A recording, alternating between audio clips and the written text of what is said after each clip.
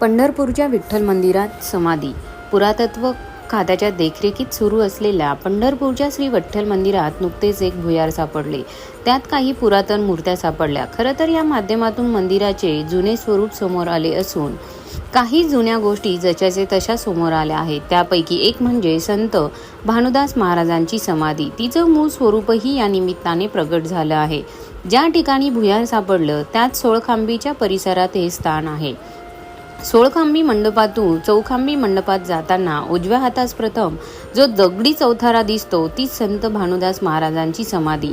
आपण जेव्हाही मंदिरात जाल त्यावेळी या स्थानाचे जरूर दर्शन घ्या, कारण हे त्या सत्पुरुषाचे स्थान आहे जे स्वतः शांतीब्रह्म श्री संत एकनाथ महाराजांचे पंजोबा आहेत व यांनीच कर्नाटकात नेलेली आपल्या पांडुरंगाची मूर्ती पंढरपुरात परत आणली आणि त्यामुळेच आपण पांडुरंगाची वारी पंढरपूरला जाऊन करू शकतो.